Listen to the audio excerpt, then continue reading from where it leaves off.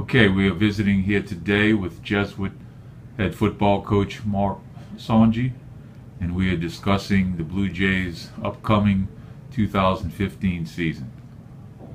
Mark, let's start with kind of give us an overview of what you and your coaching staff expect from the 2015 Blue Jays. Well, we don't quite know what to expect just yet. We went in the spring looking to replace a whole lot of playmakers that we lost from a year ago off of that state championship football team. But I was real pleased to see great effort, a lot of answers, a lot of questions we got answered during the spring with some guys that we were hoping could play, stepped up and showed us that they can. So I feel comfortable about what we're going to go into the season with.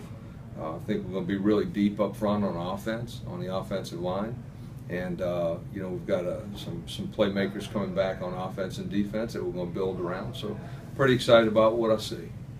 How challenging is that for a coaching staff when you have the high volume amount of starters to replace? I believe you had told me it's something like 17 guys. I mean, that's a lot out of 22. Yeah, it's considerable, but it's challenging, but it's fun at the same time. You never know what you're gonna get.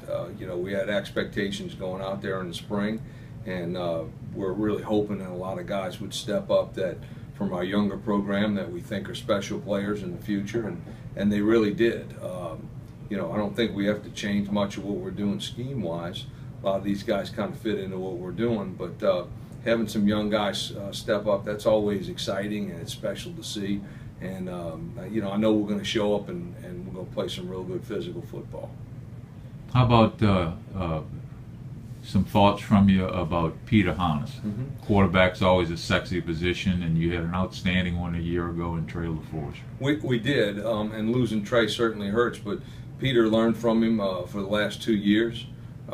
Peter had a great spring. We were hoping that he would. He came out from day one and really performed, kind of took charge of the offense. So we saw some great things from Peter. We're expecting a lot out of him, and I was very happy with his progress over the spring.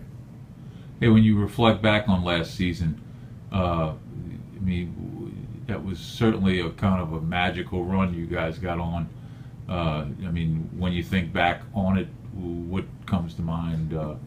Really a great group of seniors. We had a great group of seniors who were eager to do the right thing. Guys that followed instructions real well and worked real hard every day. Great leadership out of all of our seniors, whether they were actual starters or not. So it was a great class, and I always say that you've got to have a great senior football team, more so than a talented football team. Of course, both ends of that help. If you've got a talented and senior-laden team, that's great. But they were just an overall great senior team. We're looking for that from our junior class that's rising to be seniors now. We hope we get the same kind of leadership out of those guys. There's certainly enough talent to go around with that bunch.